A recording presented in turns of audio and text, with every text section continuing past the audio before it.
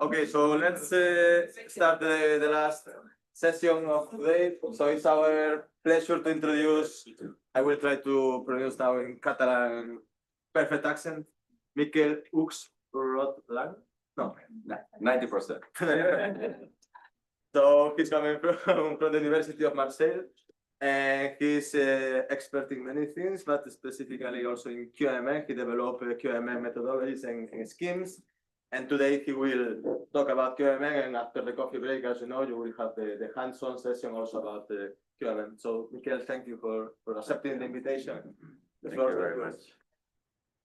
Well, I would like to start with the typical thing of thanking Sonsoles, Juanjo, and Ines, that I think she's online for organizing this very nice school. I learned a lot myself, so I'm really happy that they invited me, and the organization was fantastic. So congratulations for the organization. I hope you do next editions, although I know that is a lot of work, but you did very well. So let's start with this introduction to QMMM. Probably some of you have already seen QMMM in your courses, some of you don't. I'll try to make a typical presentation of QMMM. So even if you have seen QMMM, you might find some interest here.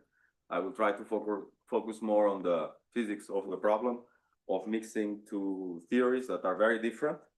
One which is QM, and we will see what is QM a little bit, and one which is MM that you might know a bit better.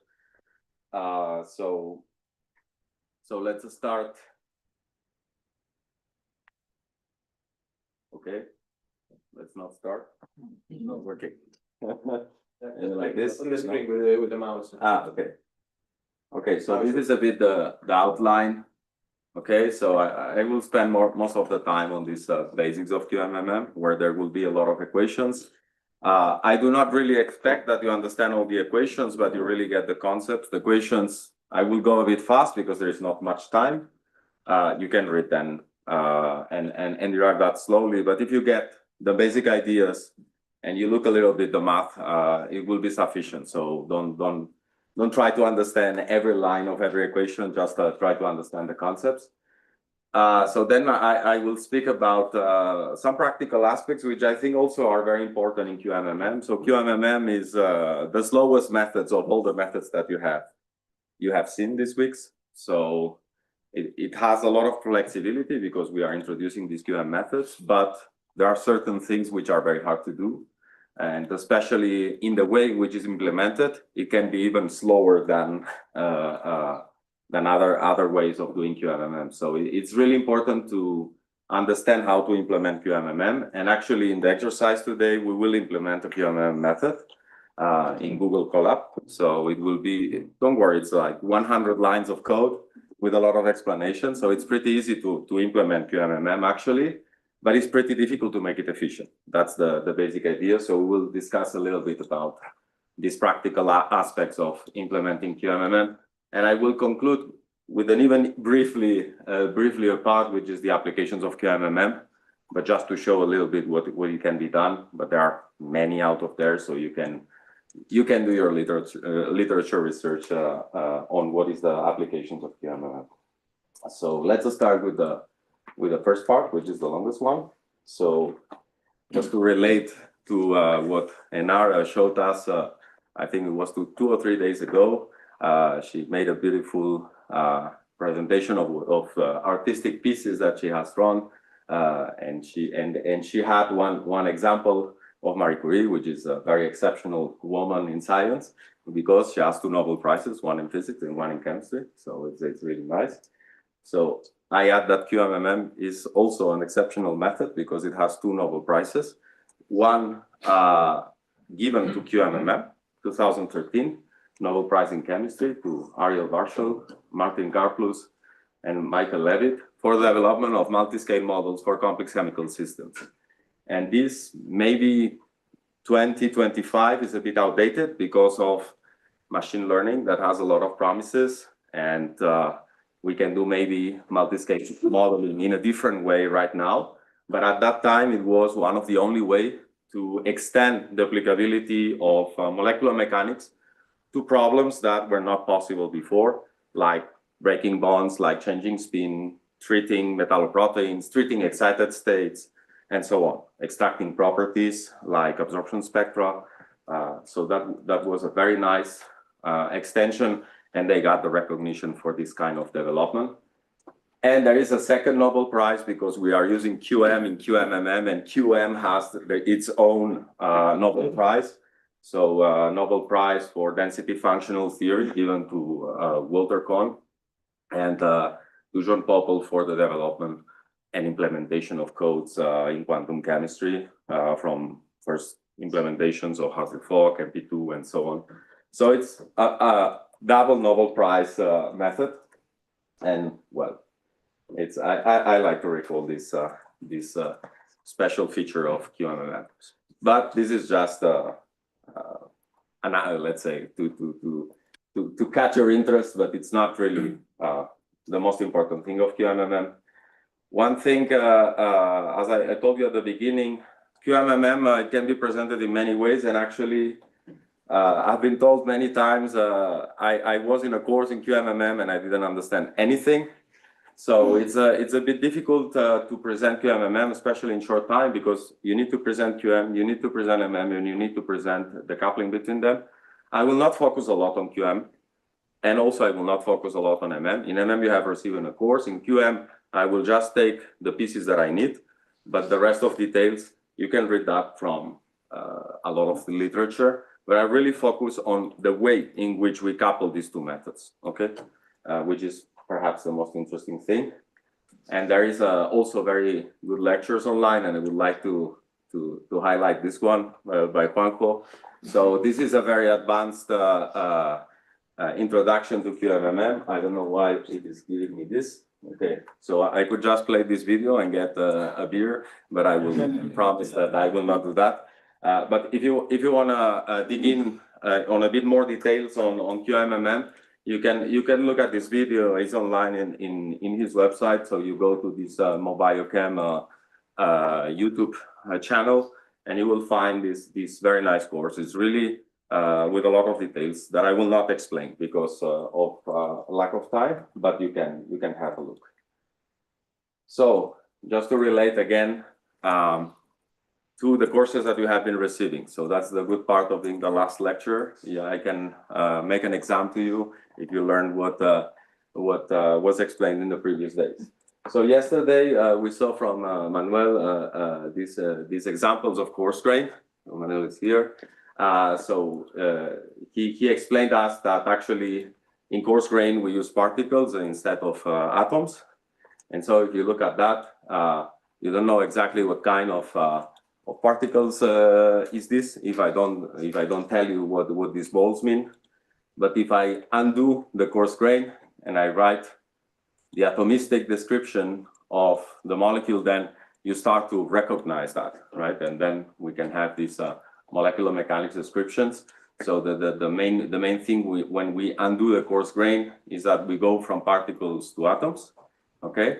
So in here we still have something that is coarse grained, and maybe the question I would have is, do you know what is coarse grained in molecular mechanics? Does anybody know? Sorry? Yeah. Atoms? No, atoms are there. You see them. They are not coarse grained, but there is something still that is coarse grained in force fields. Sorry? Orbitals, electrons, orbitals. Electrons, exactly. Because we describe electrons in partial charges with non-bonded terms. So electrons are embedded in these charges that we attach on each of the atoms, and van der Waals terms that are on each of the atoms. But if we undo the coarse grain, then we have a description with the electron density that is fully localized in our system. Okay, so that's the ultimate uncoarse grain that we can do. So to describe the electron density instead of partial charges and van der Waals terms with a real density delocalized in our whole system. So the fact that we have a QM quantum description, it means that we will not know exactly where these electrons are. They will be delocalized on our whole system. So that's the main one of the main difference between QM and molecular mechanics or more classical descriptions that you have seen these days. Okay. I didn't say, but if you have questions, you can stop me anytime. So just to be sure and that everybody understands, so any classical particle you can see and you can localize it very well, you can describe it. It's very simple to understand. When you go quantum, it's like this Wally game that we all played when we were kids. So if we need to find Wally in a quantum world, then it will be very difficult to find him exactly. So it's a delocalized particle. So even if I ask you now where Wally is, you will have a hard time because it's everywhere at the same time. So that in quantum we don't work with fixed positions. We work more with probability distribution. So again, just to insist, a classical water looks like that. So we will attach these partial charges. But then if we have a QM description, we will have a density, and then this density distribution respects the same thing as we see in the partial charges, because actually partial charges are derived from this quantum distribution. So in the case of oxygen, which is a more electronegative atom, will tend to attract more the electron density. So we will have a partial charge, a negative charge that is more localized on oxygen, and then we will have a more positive charge where the hydrogens are. And then when we have a dimer of waters, then the electron distributions interact. And even like in this case, it's a weak interaction. So we still can recognize two water molecules with two electron distributions. But if they really come close, they will share its density, make a bond, for example. So all these things we can describe very well in quantum mechanics, because the density will be optimized to describe every situation that we bring our system. So that's a bit the main difference with the classical part, where we define where the charges are, they are localized, and so even if we bring our atoms together, the electron density will be not transferred from one place to the other. It's fixed description of our electron density. Okay, so in QM, one of the central objects that we will try to compute is the electron density. So this is the formal definition of electron density. So it's defined as an integral with the total wave function. This is just a definition. You don't really need to understand anything, but just what you need to understand is that this electron density will tell you where is more probable to find your electrons and where not to find them. Sorry. So, for example, if if this could be the density of finding Wally. So we could scan in space all this graph here, and this density would tell us where do we have more Wally or more probability of finding Wally, and where we have less probability of finding Wally. So of course, we will not do a density of Wally, we will do density of our charged particles that are quantum, which are the electrons. So what we will focus on is in the electron density.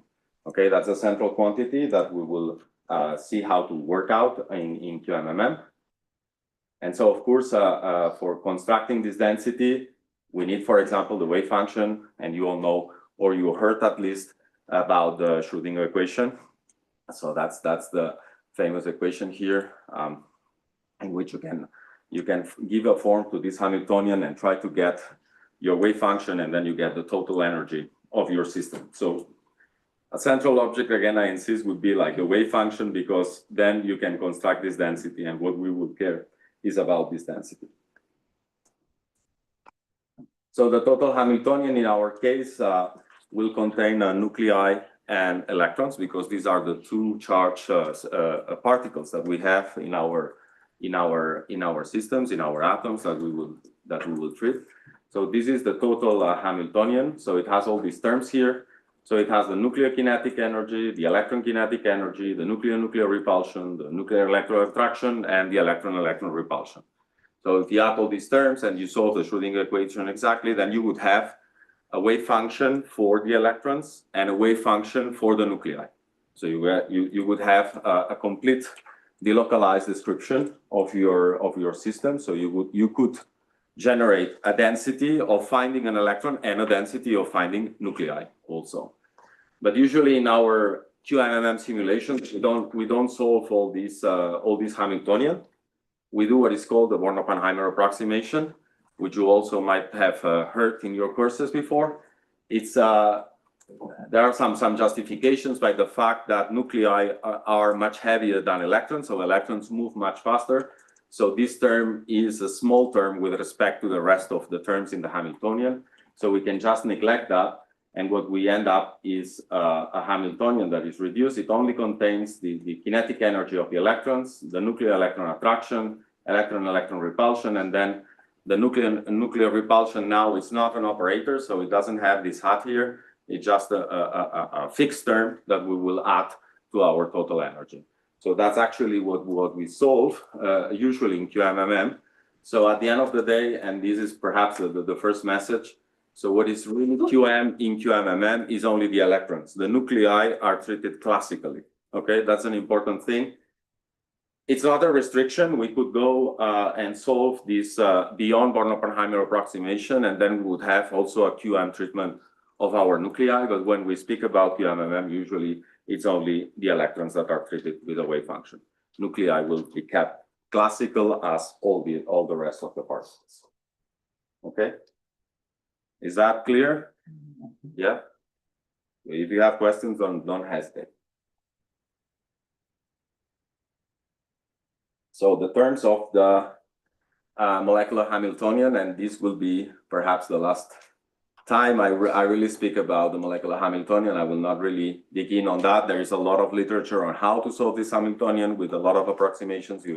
You've heard that, but this electronic Hamiltonian has, this is the form at which we give the kinetic energy of the electrons. So it's a sum over on the number of electrons. Then we have this one electron term, which is the electron nuclear potential operator. So it has a sum over the number of electrons and a sum of the number of QM atoms. So this is the atomic charge, and this is the position of an electron, and this is the position of a nuclei. So that's a one electron operator because it only depends on the coordinates of one electron.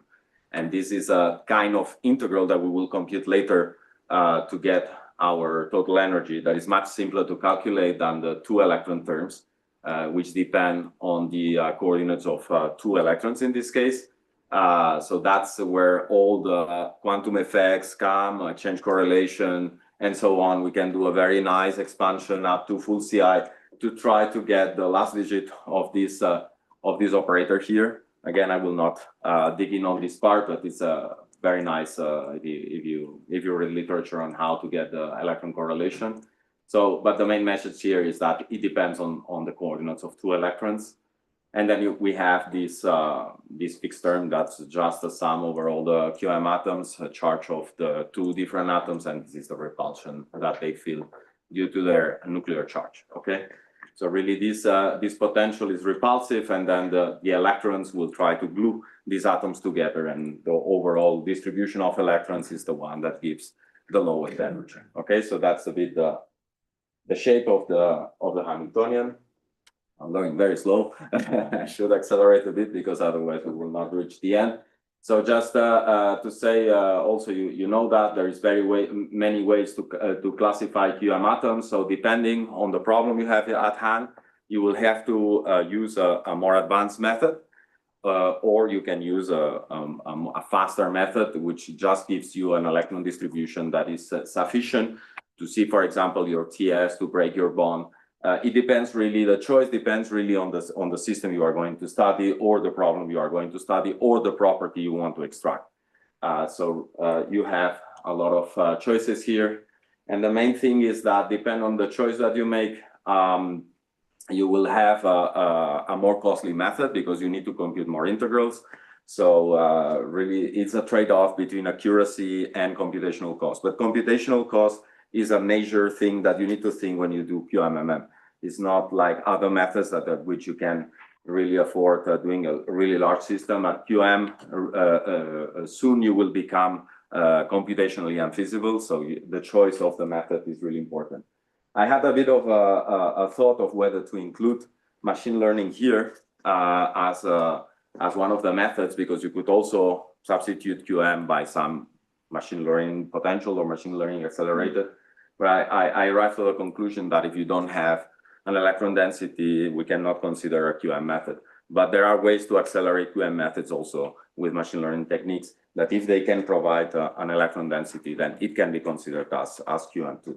So we can maybe reach methods that now are not feasible, but will become computationally available soon for larger systems. So that's also maybe an important thing, is that QM methods are designed for being flexible and for being transferable, which is something that is at least not so easy to do in other methodologies. Force fields, coarse grains, or machine learning, you need really to get good parameters, and they are not always transferable. So QM methods are designed so that you can change the nature of your atoms, and still you can get a similar accuracy and you can compare them. So that's a good feature about QMMM. Also, we have this flexibility by the fact that we will compute our density with a wave function, and we will optimize at every geometry. So we can do particle transfer, electron transfer, proton transfer. We can break bonds very easily. So that's not a big deal for QM. We can extract excited states. We can add, for example, external fields like electric fields that will change our electron distribution, and our electron distribution will always adapt to all these problems that in other methodologies that you saw this week, you would really need to reparameterize. It's also possible in other methodologies, but it would involve much more work. So if you can afford the computational cost of QMM methods, maybe that's the fastest way of doing all these applications. That downside, you now got it. It's costly, so you cannot do sufficient sampling. So if you want to really treat everything QM, then you can only propagate your MD equations for a few picoseconds, so you cannot really get a lot of sampling, which is the downside of these methodologies, especially applied to biology, for example.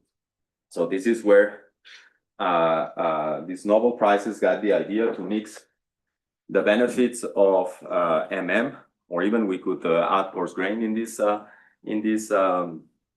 picture, or any fast method that can describe in a more coarse grained way our electrons, to description with these quantum densities that give this flexibility that I was telling you. So that's the origin of these QMMM methods. So we will have one part of our system, or a big part of our system, that will be treated still with partial charges, and then one smaller part of our system that will be treated at the QM level. So this is an embedding method. There are other ways of doing embedding. We could do embedding of QM, for example, or QM, or QM, coarse grain. We can really mix a lot of things, also Manuel mentioned that he was mixing coarse grain with So always when you mix two theories, you need to be careful of what happened with their interaction. The way in which described it can give unphysical results. So it's really a bit tricky to mix two theories, although as a principle, it looks very nice. So you just want the electron density on a part, then you have it, and then the rest, you don't care so much about the accuracy, you treat it at everything looks beautiful. So let's see what are the consequences of this choice of treating a small part at QM. But like the idea is simple and it can work. So this is where I spend maybe most of the time in my presentation trying to make you understand or find an easy way to present the QMMM interaction, more based on physical concepts instead of directly showing you a Hamiltonian and putting all the terms, which you will you will see that is a bit of a magic how these terms come. So let's start with the basics. What do you know about MM? So MM, it has all these terms. You can add more terms if you want, polarization and wherever you want. So, but these are the basic terms of a classical force field. And again, I insist that unbonded interactions is where your electrons, and your nuclei are. Okay, so this is the coarse grain description in a force field of our electron density. So our QMMM interaction, because we have separated our electrons and nuclei in two terms, electrostatics and van der Waals, we will have the interaction with our quantum density that also has two terms. So one which is the electrostatics and one which is the van der Waals. Okay, so we will start first discussing about the electrostatic. So there are many ways to define the QMMM electrostatic interaction. They are classified in the literature between mechanical, electrostatic, polarizable, adaptive, and within all these embeddings, there are many ways of doing that. So I don't know if you heard about this. This is like the scholar presentation of QMMM. It's because QMMM is not a single method. Let's say there are many ways to define this interaction. So depending on how you define, you will have a different level of accuracy. So in mechanical embedding, we do more or less the following. The QM is done in gas phase, the MM is done separately, and then we just compute the interaction of these two densities that are not interacting. So the fragments are not interacting. We just put them together and we add the interaction a posteriori. That would be the definition of mechanical embedding. In electrostatic embedding, we make the two to interact. So the quantum density will feel that there are partial charges around. So it's more accurate. But also it becomes more costly and more difficult to implement because we will have to modify our Hamiltonians to take into account this interaction with the partial charges that are around. So in polarizable, I will not really speak about that, but it's a bit more advanced than electrostatic. We have mutual polarization. So the QM density will get the polarization by the MM charges. And the MM density will be used to add, for example, induced dipoles also in the QM in the MM fragment. Okay, so you have to have a double self-consistency of making these induced dipoles in the MM that repolarize the quantum density, and the quantum density will repolarize these induced dipoles, and we reach conversions of the full system like that. So every time you can understand that it gets more and more costly. I will not speak a lot about that, but I can give you literature. We can discuss that later. And then adaptive QMMM is that sometimes, for example, if we have a molecule in a liquid, we might want to describe some of the solvent molecules in the QM fragment, but the solvent molecules, when we do MD, they fly away and another molecule comes. So we really need to change on the fly the definition of our QM system. So this is especially for liquids. In proteins, maybe it's less important unless you have a lot of crystallographic waters that play a role in your reaction. Well, I will also not speak about about that. So I will focus more on these two simplest ways of doing the embedding, the mechanical embedding and the electrostatic embedding. So I will start with the electrostatic embedding because mechanical embedding is just a simplification of the electrostatic embedding. And even you can see like electrostatic embedding is a simplification of the polarizable embedding, okay? So indeed, the methods are related, let's say, in a way. But you have these classifications in the literature and describe all the different kinds of ways in which you can do your embedding. So just to define what is the electrostatic embedding, so in simple physical terms, so we need to go back to the definition of our density, which I hope I convince you is the main object that we need to compute all the rest of things we need to compute. For example, we can extract the energy out of the density, but we can extract all other properties that we are interested in. So if we compute our density, we know everything about our system. So that's a bit the basic idea of what is done in DFT. So in the case of QMMM, we will have a density that has two parts, one which is this QM density and one which is this MM density. So that's a really simple to understand. So the only thing here is that our QM density will really be distributed, and our MM density will have this partial charge description centered on the different particles that we have defined, or the different atoms that we have defined. So the main thing is to understand this mixed representation of two resolutions, let's say, one which has a fully localized description with basis sets, and the other that has these partial charges. So we need to understand how to construct this density, this mixed density, okay? But if we want to compute the interaction between two densities, that's really easy. So you probably all know that. So you write this classic electrostatic interaction between these two densities. So it's 1/2 of the integral of density 1, density 2, with the integral between these two electron coordinates. So that's really simple. So we can simply plug in our definition of our density inside this electrostatic interaction, and we will get, not very difficult, that's simple math, 3 terms. One which will be the QM interaction, one which will be our MM interaction, so the interaction inside this box here, the interaction in this MM system, and then the interaction, the QMMM interaction. So there is an electrostatic interaction between the mixed densities of our QM fragment and our MM fragment. So that's the third term. So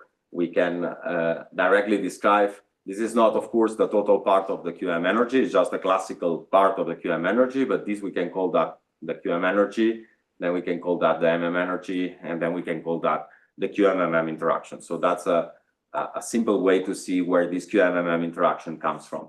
So usually you will see that people directly write this formula, but I think it's easy to understand when you write the total density of your system and seeing that it's only a electrostatic interaction between your two densities.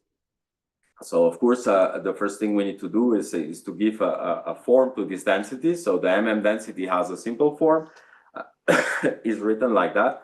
So it's a sum over all your MM charges. So you have these force field parameters. So this is a parameter that comes from the definition of our force field. And we have this delta function here, which what it does is to put our charges on the different centers. So I hope you know what is a delta function. Just to refer here, it's a mathematical graph of what a delta function does. When this delta function is equal to 0, it becomes 1, and in the rest of the places it's just 0. So this is just a way to make a discrete partial charge distribution a simple way to make it a continuous function so that we can integrate, okay? So then we can plug in this MM density in our definition of the MM energy. And of course, what you will get is something that you already know. So we can take out these sums and we can take out these partial charges that do not depend on the coordinate. And the only thing that is left inside the integral is these two delta functions. And the final result is what you already know from force fields. You have an electrostatic interaction between two partial charges. So that's really simple, but you see that with this definition of the density, we recover partial charge distribution centered on atoms. Okay, so that's just a util. It's very simple, this part, but then we can plug in the same density in the QMMM interaction, of course, and then what you will get is a similar thing. So in this case, we take out our partial MM charges out of this integral, and this delta function here will transform one of the electron coordinates into the position of our nuclei. So the QMMM interaction will be a sum of partial charges of all our MM charges centered on their positions, and an interaction with our quantum density that we still have not given a form. But the important message here is that one of the coordinates will be the positions of our MM centers, the other coordinate will be the position of an electron. Okay, so this is a one electron operator, and that's maybe the first take-home message that you need to recall. The QMMM interaction is a one electron potential. Okay, so here is like a simple proof to see why this is a one electron term. You could have arrived to the same conclusion in different ways, but this, I think it's an easy way to see why this is a one electron term. So now we need to, of course, give a form to the QM density. I will not give you a lot of details on that. We could do a full course on how these QM densities are constructed, and are actually many ways to construct a QM density. So you can express it in basis set. So in chemistry, we usually express that in Gaussian basis set, but it's not the only way to do that. You can express that in plane wave. You can express that, or even you can do orbital free a construction of the QM density. But let's focus on the way in which we do it in chemistry. So with Gaussian functions. So of course, this I told you, this is just a classical term of the QM-QM interaction. We are missing the kinetic energy, and we are missing all the exchange and correlation effects that we also need to add. And we need also to add, because this QM density here, it's only the electron density, so it will interact with this external potential, which is the field generated by the nuclei. So the nuclear charges will also attract these QM densities. Okay. So this is the DFT ansatz. So we can plug this density to these functionals, and we get the total energy of our electron distribution. Okay, so I just don't go into details of that. You probably got some courses. And then what you can have is the Concham equations, which are a practical way of solving that. So we express our density in a basis set, and then we can solve this effective non-interacting system with these potentials to get our orbitals that then we use to construct our QM density. Okay, again, I will not go into the details. And finally, also like these objects here, which are called molecular orbitals, is not really the way in which we compute them, but we express these molecular orbitals in atom-centered basis functions in what is called the linear combination of atomic orbitals. So this is the way of expressing the same density in the basis at which we have a simple way to compute our integrals. Okay, so this is take it as a definition right now, but then you can dig in on the DFT literature on how to really construct that. But what is important is that we have a way to extract our QM density from our quantum calculation. Okay, and this is the form that I will be using. So this is the two atomic orbitals, and then P is what is called the density matrix. Okay, so this is just imagine that this sum gives you what I was calling like the electron distribution around your QM centers. Okay, so now with this we can construct our QM density. So the QM density still has some partial charges, because as I told you at the beginning, the nuclei are treated classically, so they have a very similar form as the MM density, in which we have our our atomic charges centered on our QM centers, and then what is really quantum and is really distributed around the whole molecule is going to be just our electronic density that I justified this form. So we can now plug in this density inside our QMMM interaction. So I recall that we ended up writing the QMM interaction as a sum of partial charges, and we have to do this integral of the QM density with the electron coordinate minus the position of the centers. So now if we plug in this QM density here, we get, of course, two terms. One that looks very classical, which is the electrostatic interaction of our nuclear charges with the rest of the partial charges of the system. So that's also a classical QMMM interaction, one part of it.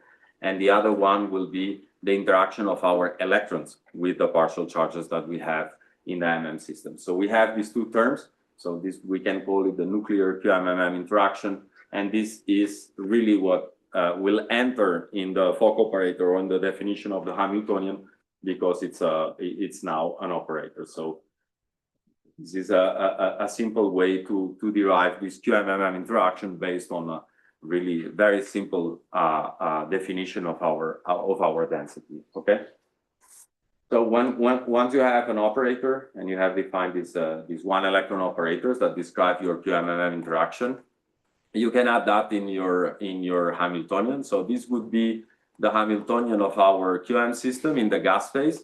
But now we can add these two extra terms that we have seen in the previous slide that introduce this interaction between our gas phase density and our partial charges that are given by the MM system. So we have a term that will really, it's a one electron term, very similar to this electron nuclear potential operator. And then we have this nuclear interaction with the rest of the MM charges that's just another potential that we will add in our energy. So really, where we only need to compute new integrals is to compute this term here, okay? And that's a one electron integral that is not very difficult to compute, but it means that we will need to modify inside our QM codes to add these partial charges of the MM centers and the positions of the MM centers, which is usually not something that is available in most of the QM codes. So really, if you want to implement this method, you need to dig in the code, which usually are very tough to understand. And you will have to do that for every method that you use. So if you use the FT, you will have to add that. But then if you want to use multi-configuration, SCF or coupled cluster, you will also have to include that maybe in another part of the code. So it's really nasty to implement this kind of methods directly modifying the Fock operator. But it's what is going to give more accuracy, because your QM density, if you have a charge that is coming from the MM and it's getting very close, it should disrupt our electron density and adapt to the fact that we have a charge that is nearby. So it's the best way to implement. So it's a lot of work, but it needs to be done.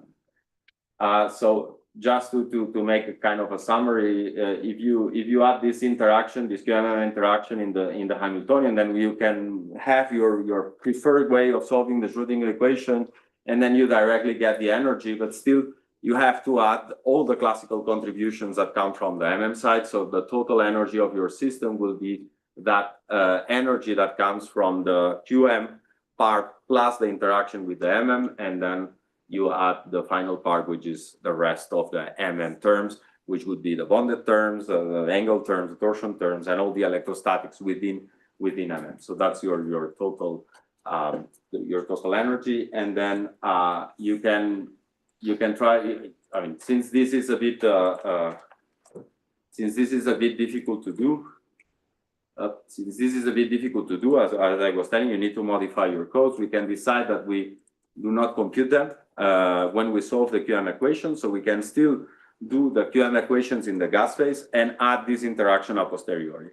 And that's what we are going to implement actually in the example today, because it's much simpler. So if you neglect that, then you solve an equation that it only depends on the QM fragments. So without modification of the code, and then you can compute the QMMM interaction a posteriori. So now you will have a QM term that does not include this QMMM interaction as before. We still have the same MM terms here, and we need to define a way to compute a posteriori this QMMM interaction, and the way in which we are going to do it in the course. So we are going to solve the Schrödinger equation with the FT. Then we are going to get Mulliken charges that we can define partial charges, and then we can use a classical definition of our electrostatic interaction between now a QM Mulliken charge and all our partial charges of the MM system, and then we can add that in the final part of our energy, and that will give us a posteriori definition of our energy without having to modify our QM equation. So that's a simple way to do that. But still, you will see the structure of how to implement a QM code, which I think is interesting. And then if you want to go beyond, you can take the collab and try to modify the Hamiltonian with this kind of interactions directly in the Fock operator. Okay. So take home message 2, just this mechanical embedding. It's like solving the QM system in the gas phase, because we are not including the QMM interaction directly in the Hamiltonian. So I will go briefly on that because of lack of time, but there are ways in which we can take the benefits of mechanical embedding, but doing a still electrostatic embedding, meaning that we will modify our Fock operator. So as you saw, I wrote the QM density like that. But we can work out in simpler ways of writing our electronic density. So as I told you, you can compute Mulliken population analysis. So with these overlaps, you can then make a trace with your density matrix and extract the gross population of your QM center. So now it's atom centered, and we can use actually that to define a simplified way our QM density, because with these partial charges we can write the QM density with atom-centered multiples, and this will simplify a lot the derivation of our QMMM interactions. There are more fancy ways to do that. I'm working a lot on this method, electrostatic potential fitted operators, but I mean, there is a lot of literature on that. It's just a different way of defining multiples that are atom-centered. So in a way, our QM density is completely delocalized, but we have a way to systematically transform that into multiples that are atom-centered, and that will describe the same electrostatic potential as the fully delocalized density. And the advantage of that is that then we can define our QMMM interaction as a classical term, but that comes from an object that is derived from a quantum density. So it's really advantageous to make a simplified electrostatic embedded definition that will accelerate a lot our QMMM implementations, and with that we can hope to do, for example, QMMM dynamics. Well, that's I will go briefly on that. So what we have done up to now is just to use this definition of our electrostatic interaction. You could amuse yourself to use more sophisticated definitions of your electrostatic interaction. So for example, here I write the one in periodic boundary conditions. So here would be like a finite system, but if you add this sum over the replica cells, you could do the same derivation with periodic boundary conditions. So I also published some articles recently on doing this, so you can read the literature if you are interested in. There are not many versions available in periodic boundary conditions, but as a definition of the interaction is not really conceptually very different. But it will be a bit more work to implement, of course, more costly. And then again, we could also start with definition of non-bonded interactions in a polarizable force field. I have also published recently a preprint on that. So we in this case, we will have static multiples, which will be very similar to the one that we have been deriving up to now, but also we have these induced dipoles that add an extra term.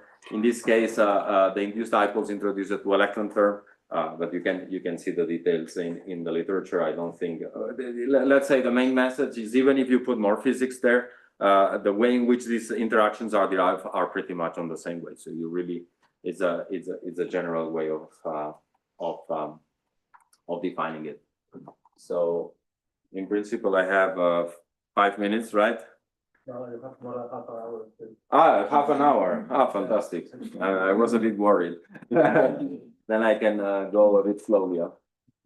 So we have up to now been defining the QMMM electrostatic interaction, but still there is a QMMM van der Waals interaction where is our actually quantum effects are embedded. So we will now talk a little bit about that. I promise you it will be shorter than the electrostatic part. But we could also spend a lot of time describing this. And actually, this is, in my opinion, where QMMM definitions start to get really fuzzy. So it's important at least that you get an idea that it's not easy to reconcile in a QMMM interaction van der Waals of MM with a QM density. Because the typical way in which we describe QM-MM van der Waals interactions is with these well-known Lennard-Jones potentials that have two terms. One part which is this attractive term, and that one that is a repulsive term. So here you have a plot of if you have two partial charges and you change their distance, they will start to attract. But at some point they will also repel when they are very close by. So that's a phenomenological way of describing a lot of quantum effects, which is very nice when you have partial charges, but when you have a quantum density, you really need to treat these quantum effects because quantum particles do not feel this kind of potentials. So if you use actually a polarizable force field, you have some of these terms that are already included. So maybe it's not a good idea to define a polarizable QMMM plus all the van der Waals interaction between QM and MM systems. So you can really maybe cancel out that and describe that by this dipole-dipole interaction, permanent dipole-induced dipole, induced dipole-induced dipole, and so on. But the main tricky part is this repulsive part of the van der Waals interaction, because this is a quantum effect that we don't really have a potential that can be added in our Fock operator so that it fills the exchange Pauli repulsion with the partial charges. So this is a bit the idea is that if you have a quantum density that is delocalized and you bring a charge, a partial charge very close by, so the electron density should feel some kind of a Pauli repulsion with this partial charge, where I recall that we have also embedded our electrons in form of this charge, but they are not repelling themselves. So they are just simply the electron density will delocalize over all the MM charges without feeling any repulsion. And that's unphysical, but that is what is called the electron spill out effect. So actually, if you would treat your partial charge, your partial MM charge with a wave function, then you would have a kind of repulsion between the density that comes from the MM and the density that comes from QM. And this we don't really have a simple solution. So one of the simplest solutions would be use a small basis set so that your QM density doesn't spread out in the MM region. Okay, so if you use a small basis set, then everything is very compact in your QM system, and then it's not going to spread out. But if you are obliged to use a large basis set, which sometimes is needed, for example, if you want to compute electronic spectra and you have a kind of delocalized excited state, then you will need to do some more fancy implementations, or even if you use, for example, polarizable force field, where part of the van der Waals will be described by these induced dipole interactions, then we will need to cancel out the QM-MM interaction, and so we will need to add a repulsion between our MM charges and our quantum density. And actually, there are many partial solutions which are not ideal, but one of them would be that you add basis functions in your MM atoms, especially the ones that they are around your QM fragment, and then you compute some approximation of the Pauli repulsion between the MM basis sets and your QM density. So these are phenomenological potentials that you can add. Is yet another term that you will add in your Fock operator, but it's doable. So you just add a very small basis set to describe this kind of repulsion. And a simpler way would be that you add just pseudo potentials, which would mimic this kind of repulsion here. and that may be a simpler way. These pseudopotentials, you will still anyway need to include them in your definition of the Fock operator, but it's much simpler and less costly than the solution of adding basis functions into your MM atoms. So that's another. That's, let's say, the consequences of mixing theories. They are not always compatible, and this is one of the things at which QM and MM are not compatible. So it's a very important message here that the electrons will not feel the repulsion of just a coarse-grained description of electrons in the MM. Okay. Second problem is the problem of the boundary. So especially if you are interested in QMMM descriptions in proteins. So proteins usually have a covalent bond with your active space or your QM fragment, and then what you need to do is to make a cut of a covalent bond when you have the MM description of one big part of your molecule, and then you want to make a QM description of a smaller part. Of course, if you cut here, for example, if you cut this carbon-carbon bond, then you have something that is not compatible with the QM calculation, because if you define the number of electrons here, you will have a doublet. So you would have a one electron here that is unpaired, and this is not exactly what describes the QM density of that molecule, and this is the consequence of breaking a bond. Okay. So that's another nasty part of connecting two different theories. So we need to do something about caping this kind of unsaturated bond. So there are, of course, many ways. So two different ways is yet to add another basis function that can saturate this bond here. So that's called the frozen orbital approach. And then also we can add a fictitious atom, like a hydrogen atom, that will saturate our broken bond. That's called the link atom approach. It's very well known in QMMM. But this is another thing that there is not a single definition of breaking covalent QM and MM bond, but just to recall that you need to do something there.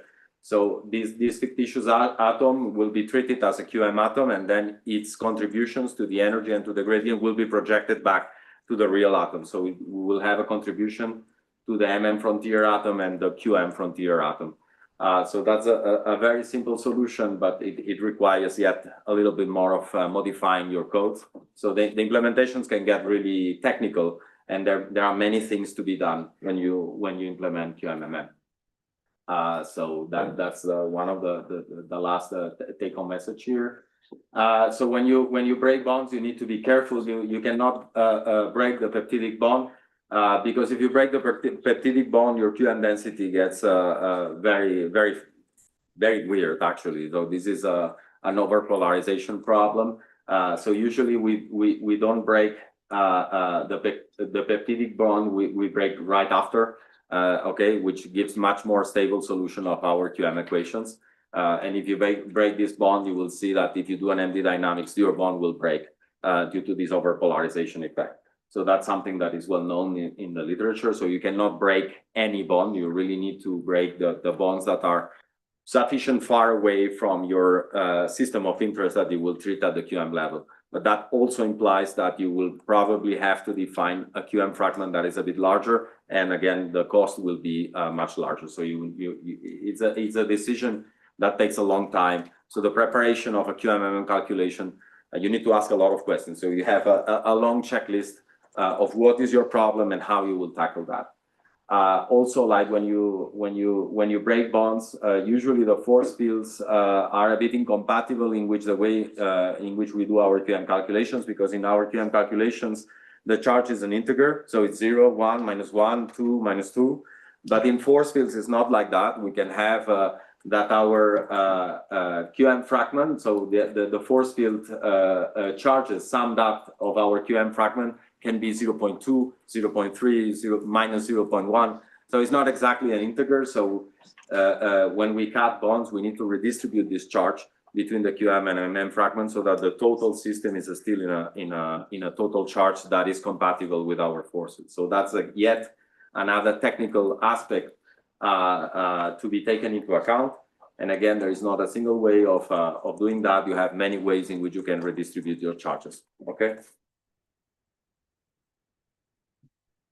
Final thing that you need to do when you cut covalent bond is also to decide what you do at the bonded terms at the interface, because we will have, for example, between QM atom 1 and MM atom 2, we will have a bonded term. So you need to decide whether you include that or not. Same for angles and torsions.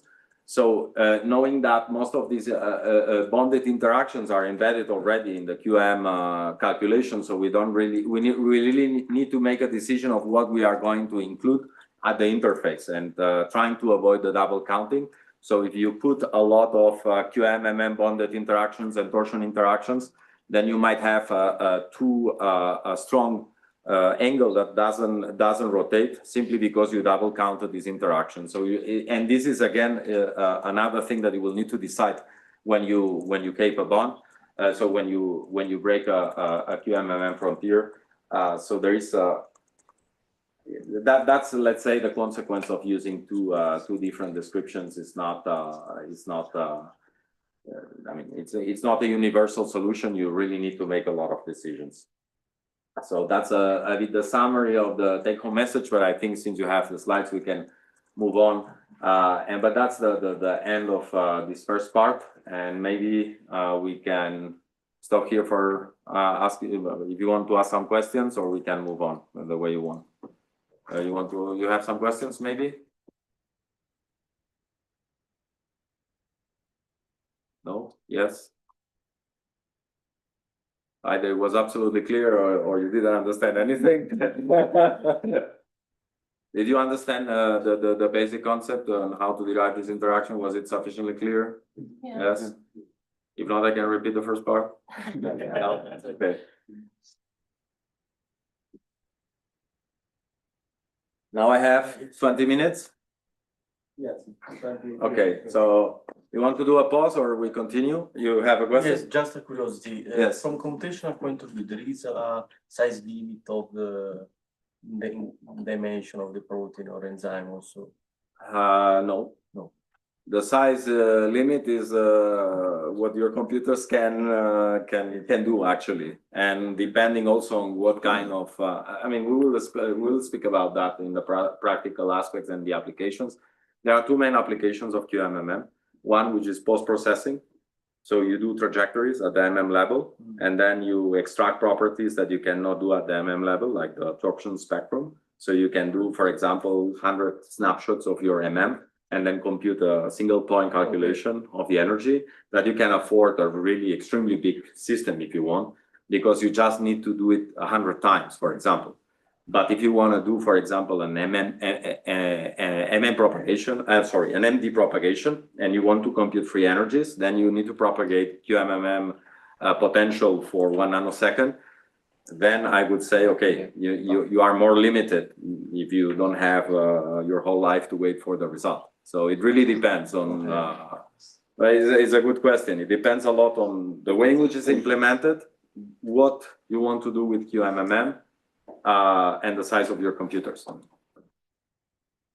But in principle, we could do a QM calculation of everything. Because, for example, Gaussian, yes, has a GPU implementation, but it's not so. I mean, it's kind of recent. The GPU implementation using. We will speak about that on the practical aspects. So, QMMM has two families of implementations. The people that come from the QM side that have a fantastic QM code with a lot of methods that implement an interaction with the MM charges, and those are more codes that will focus on extracting properties and a posteriori analysis of trajectories. And then there are implementations that come from the MM codes like Ember or so on. In this kind of codes, they usually have implementations in periodic boundary conditions where efficiency is more important, because what you expect is to propagate MD dynamics. But then the QM codes that are implemented in those classical codes are usually much more reduced with less options, only doing the FT, but very simple. Okay. And so if you really want to make, for example, metals and break a lot of bonds, probably you will not be able to do that with sufficient accuracy. So it's really, there is a choice to be done. Okay. And the implementations, you need to read the manuals on how it is done and to understand what you can do with it. Okay. But depending on how you implement, you will be able to do certain things or other things. So it depends on the implementation. Is there any other question?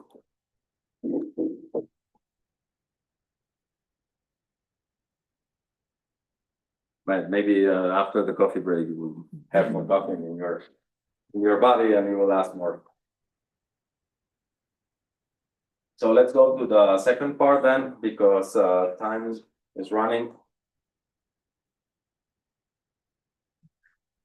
And maybe for the practical aspects, it could be as long as the part one. There is a lot of technical aspects that you need to understand if you want to apply QMMM. So let's start with the cost of QMMM. For example, if you want to do MD. So if you do MMMD, the cost of your calculation will just be the cost of computing the energy and the gradient of the whole system with the force loop. Okay, so that's really simple. In QMMM, it's not like that. In QMMM, you will still have the same cost, more or less, as what you do in MM, plus the cost of computing the QM energy and gradient, which increase already a lot the time of your calculation.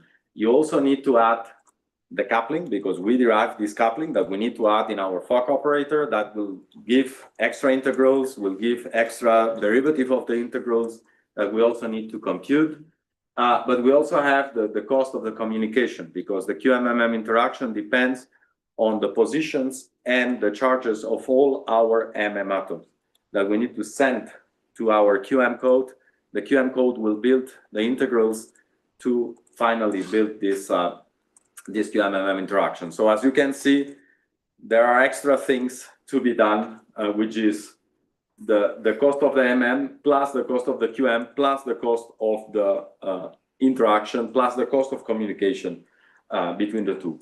And remember that MM can be millions of positions and millions of charges. So it's not easy to send that to another code that is usually prepared for 100 positions and 100 atoms. So QM codes are really not prepared to allocate memory for such huge number of positions and charges. And that's a technical problem that we were discussing right now. If QM codes implement a QMMM interaction, they will be slow because of that, because they are not ready to allocate so much memory for such big system as a problem. Okay. So this is a bit the myriad of codes that are available to compute QM. I mean, this is not an exhaustive list. And then you have a lot also of MM. So these two kind of codes, they are living in different realities. So here we have partial charges and very large number of atoms. Here we have very few atoms and very precise with a lot of integrals. So they are not always compatible, and that's an important message maybe here. They are also not living in the same unit. So usually QM codes live in hartrees and hartrees per core, whereas MM codes live in kilojoules, kilocals, and we will see in exercise that when you compute the QMMM energy, the energy scales are very different with respect to what we are used in MM. And again, so what is really important is the way in which these two codes will communicate, and that will affect a lot the efficiency of our implementation and the efficiency of what we can do with that. Okay, so it's really important that you are conscious on how this is implemented. So QMMM is not like, okay, it looks nice. One part will be QM, one part will be MM. I just do my calculation and I'm happy. You really need to know how the things are done, because otherwise you might not be able to do what you are hoping to do with it. So if you implement mechanical embedding, then the things get really easy because almost everything is decoupled. So the QM calculation can be done independently because we are just doing a gas phase calculation of our QM fragment. And then we just need to send in the way in which we will do it in the exercise, the Mulliken charges, which is an array of the number of QM atoms. So it's a very short array that you can send to the MM code. You can substitute your force field partial charges by the ones that you obtain at the QM with the QM code, and then you do an MM calculation. So it's really the most decoupled way and the smallest communication possible between the QM and the MM. So that's a really easy way to do QMMM. Of course, if you want to have more accuracy, you can use this simplified version in which you use QM multiples to describe your QM density for the interaction. In that case, you need two communications. One will be to send an array of a number of QM atoms, which is the electric field that the MM atom generate that will be used to construct our QMMM interaction. So that's a really minimal communication. So, but it's one MM calculation with non-bonded terms, which is costly. Then you build inside your QMMM interaction with these electric fields that come from the MM. And as an outcome, you will have again the partial charges that you send back to the MM code, and then you compute the final terms of your energy. Okay. If you want to do the full electrostatics, then you are fucked up, if I can say this, because then you need to send all the MM charges and positions, especially if you are in periodic boundary conditions. You will also need to define that the size of your box to really construct the electrostatic interaction with Eval. So it's really a lot of communication. Then you will do your QMMM calculation inside with all this memory that will be probably allocated 2 times because the code of MM will be still living and waiting until the QM calculation has finished. They will have probably to allocate 2 times the memory because the 2 codes usually live in an independent way. So that's a lot of memory, I can tell you. And then once you are finished, you will send also a lot of derivative because you will have a contribution for every MM atom. So you need to send that back to the MM code, and then you can finally build the total MM energy. So I would say that if you want to do MD, maybe you will be forced to use mechanical embedding, and maybe you can use the simplified embedding. But if you want to use the full electrostatics, then probably you only can do post-processing because of this huge communication between the QM and the MM code. Okay, so it's really depending on the embedding you choose, you will be able to do certain things or other things. Okay, so that's a bit the take-home message. There are many ways to accelerate, and I explore some of them. So you can try to make it more efficient by reducing the cost of QM. So 2 ways that are simple would be to use a semi-empirical version of QM. So that reduces a lot the cost of the QM calculation. And sometimes it's quite accurate even to compute free energy. So I was quite surprised. I recently do some experiments on these semi-empirical methods based on DFT. But there are also like linear scaling QM methods, which can be very useful. Still, the energy is not enough. So sometimes they promise you very fast energy calculation, but you also need the gradient if you want to do MD dynamics. So the gradients get really tough, and the cost that you need is the energy plus the gradient. So that's the total cost you need. So Fernanda yesterday said that if you have a QM calculation that costs 8 seconds or 10 seconds, then if you want to propagate like for 1 microsecond, then you would wait like 50 years. So really your limit, if your limit is 8 seconds, a QM has a hard time to do that. So you really need to reduce the cost of the QM calculations, but that's something that is not so much on the QMMM side. It's more acceleration that you will do at the choice of your QM calculation.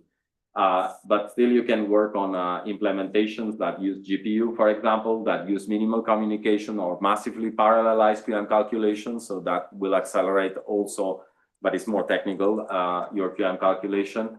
There are algorithmic acceleration also in which in the way in which you compute these QM interactions to avoid also again this communication between the MM and the QM. That's something that also needs to be worked out on the way in which you compute your coupling.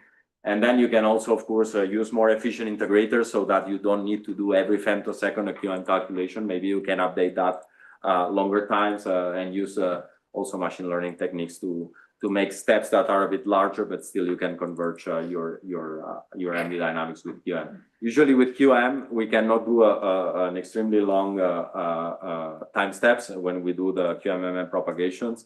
So with coarse grain, we can do 10 femtosecond time steps. With MM, we go down to 2 or 1. With QM, sometimes to really conserve the energy, we need to go to 0.5.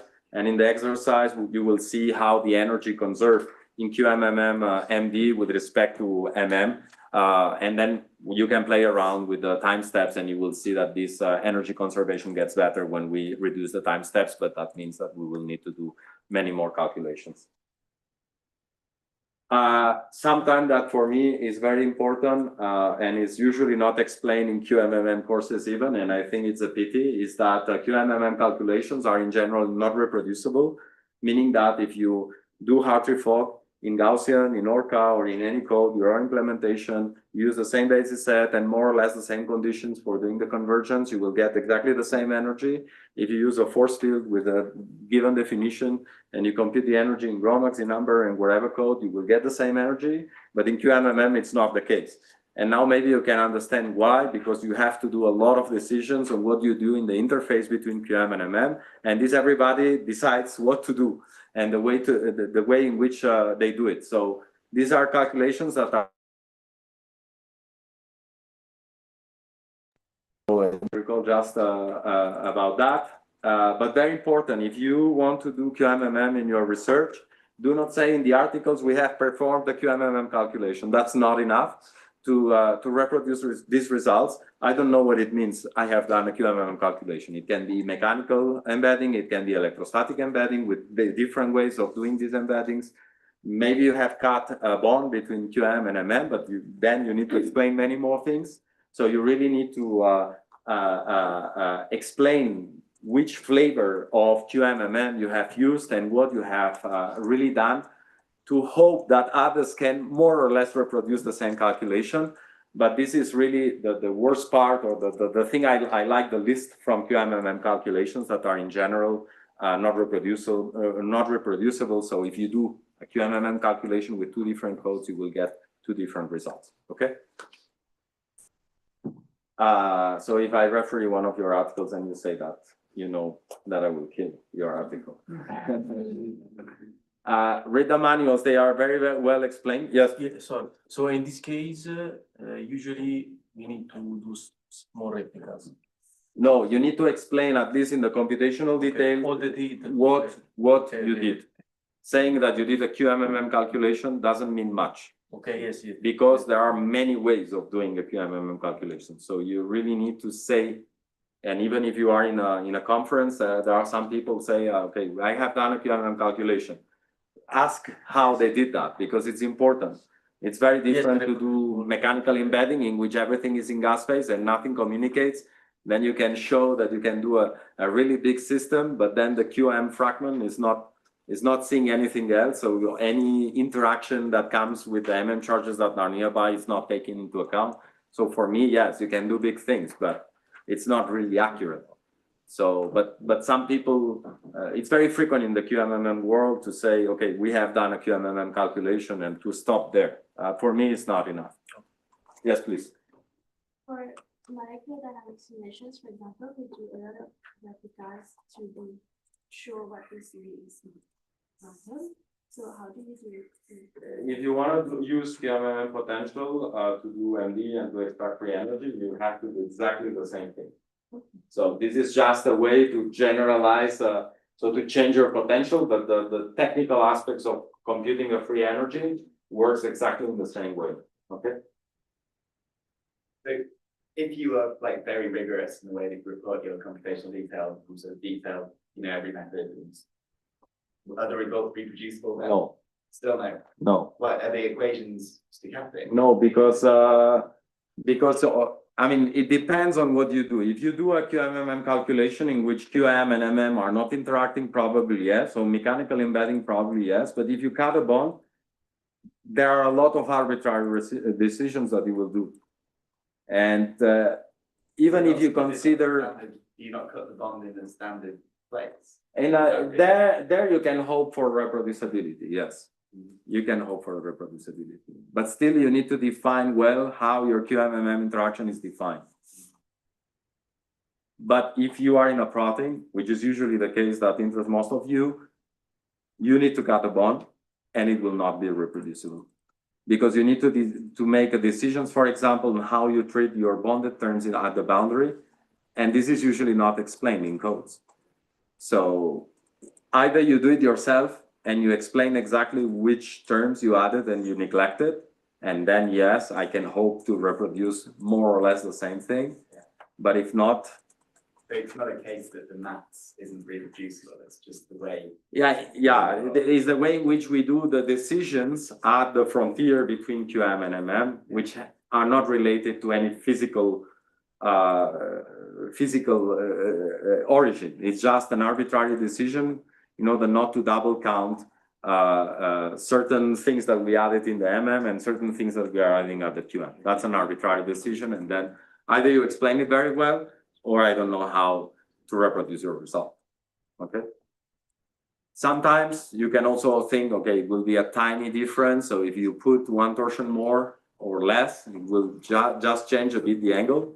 But of course, it's not. I don't call that reproducible. I cannot get exactly the same geometry as you have computed. So usually, even if you explain the computational details, it's advisable that all the data that you have produced, it's in an archive so that I can access that. So maybe I cannot reproduce that, but I know what is the outcome of your calculation, and then maybe I can work with my own code. But it's really important to be conscious that these kind of calculations are in general not reproducible. Okay.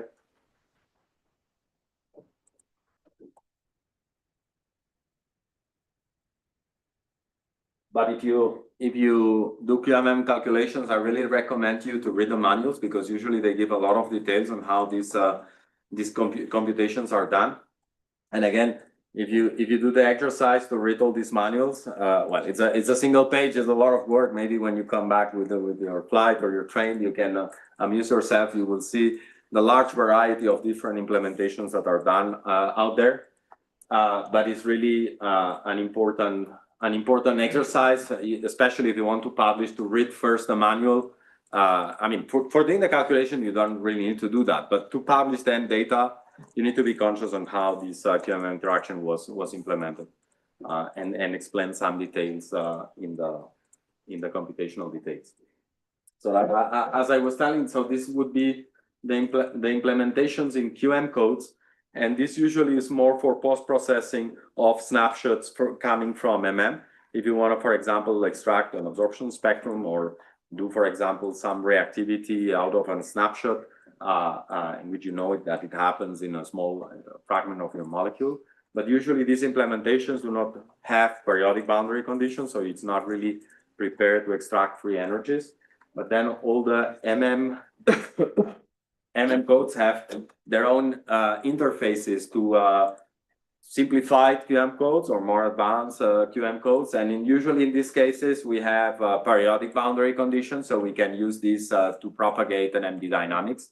But there, of course, we need a lot of efficiency. So you really, I think it's better to do that, because these quantum codes, as I said, they are not prepared to allocate a large number of atoms. But it's much easier for these codes, which already have allocated memory for a large number of atoms, to treat few atoms with another kind of potential, maybe with a lot of integrals and so on. So it's easier to make a QMMM potential usable for MD in periodic boundary conditions from this kind of codes, okay? And what we will do in the exercise is to use OpenMM interface with PySCF. So we will generate a box of a ligand, and we will compute the QMMM energy and the QMMM gradient in mechanical embedding, but in periodic boundary conditions, so that we can do, for example, an MD dynamics, and we will do that in the exercise. Okay. So that will be after the coffee break. So I should cut down a bit because I'm speaking too much. So well, since we are speaking about that in the exercise, maybe I will just briefly say about the practical usage of QM. So I already said that a couple of times. So you can do the post-processing of trajectories. So you have a force field MD, and then you propagate that, and even like you can do a small QMMM propagations to calibrate to. Oh, we have no battery, so that's a sign that we need to clean it up. We can relax a little bit with this QM potential, but then we can compute properties out of that.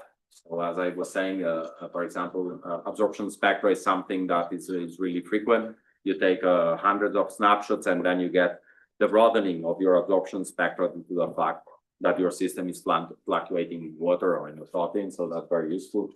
And here you don't care so much about efficiency because you will do maybe 100 or 200 calculations. So you can do that in a pretty simple way, even if each of these calculations take a day or a couple of days. But if you want to use it for ND dynamics and to extract free energies, then you really need to know a lot about how this is implemented, because if you want to do umbrella sampling or meta dynamics for a big system, and you have to propagate for 10 nanoseconds, which is not a lot, and you have to do 10 replicas, which is not a lot, then it can take years of calculation. So it's not really doable. So this is, let's say, the main usage of QMMM up to now, but now there are more and more research on trying to push QMMM to the level of MM potential, so we can extract free energies and we can do all what you have seen. Again, responding to your question, this is all what you have seen in your courses applies to QMMM, but because we are just going to use a potential that is different. And the advantage of QMMM is, for example, if you want to do alchemical transformations, so transforming a particle in QM is something that is a piece of cake. You don't really need to parameterize anything. So it's not everything bad. So at least for that, you don't need to do much work. So some examples is like excited states. That's really one of the biggest applications of QMMM. So if you really want to understand what happens, so here is, for example, a red fluorescent protein. So what happens in your excited states, the proton transfers that happen in excited states, and how do you go back to the ground state, probably is the only way or the fastest way to understand this reactivity. So if you have photons involved, I would really recommend QMMM. If you have metalloproteins, probably is also a good idea to use QMMM, because there you usually change the spin, or like in enzymatic catalysis of metalloproteins, the spin of your metal center changes, and you have spins that are not easy even for QM, like quintets, triplets, septets, and so on, and a lot of oxidation states. You really need to compute at every snapshot what is the oxidation state, the lowest oxidation state for that particular snapshot, and that QM can do that in a pretty easy way. In this kind of applications, you really need multi-configuration wave function. So probably you cannot do ND dynamics, but at least you can have an idea of a static calculations of energy, of internal energy in this case. And sometimes you can even correct that with some free energy contributions. But you can really get the reactivity of a very exotic spin states when you have these enzymatic catalysis of metalloproteins. Something that I did myself was to compute the absorption spectrum, but in this case, what I did was to compute the vibrational resolved absorption spectrum. So I computed the Hessian, the normal modes of the whole protein at the QMMM level, and then I computed the vibrational wave functions to expand each of these peaks, and that was necessary to reproduce the experiments, because this is a cryptochrome, I didn't say that, it's a blue light sensor that exists in plants. But if you want to reproduce the color of absorption, you really need to compute these vibrational wave functions, and that was a nice way that we can compute for a full system Hessian, so the second derivative of the energy with respect to the structures. And so this is the oxidized form of this FAD, flavin adenine dinucleotide. but then it can exist in other redox forms, and we can do that very easily in QMMM. So we can have the absorption spectrum of radicals. And here what I saw is actually there is an experimental peak here that was attributed to flavin. And actually I could show that it's not really flavin, the one that contributes to this peak, but actually is a tryptophan that is radical, and it's the one that transfers the charge to the flavin and is responsible of that peak. So this is things that we can easily do at the QMM level. Radicals, open shell systems is a piece of cake, let's say. And then now I'm working on this free energy calculation, so that's really tough. And I have implemented with simplified electrostatic embedding, periodic boundary conditions, and now we can extract free energy. So this is the torsion of proline in water. So just to calibrate and see that it can work. Of course, my implementation is not very efficient, so now I'm really going into more efficient codes. But also, I did something which is a thermodynamic integration with QMMM. And here, what I did is to put fractional occupation numbers in the density matrix. And then if you do this integration with this fractional occupation on the density matrix, you can extract, for example, very easily redox potentials, which is an easy way to do that. It was quite nice, and it was comparing very well to the experiments. And now what I'm working on is doing the same thing for the excited state. So there is not many methods that can extract redox potentials of an excited state. But we can, instead of taking the ground state density, we can take an excited state density, and we can do the same procedure. So really, QM is meant for that, for flexibility of doing whatever application you want to do. And I think that's the end of my course. So if you have any questions, probably we can do it in the coffee break. Yeah. Or after the coffee break. Or after the coffee break. So thank you.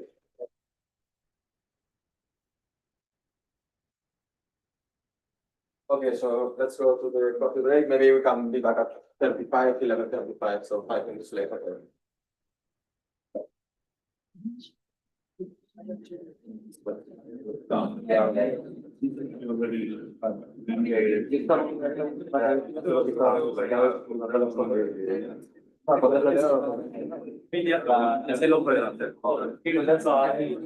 Lo puedo hacer desde con Delta S. Se lo tienes que ir a la pero se puede. I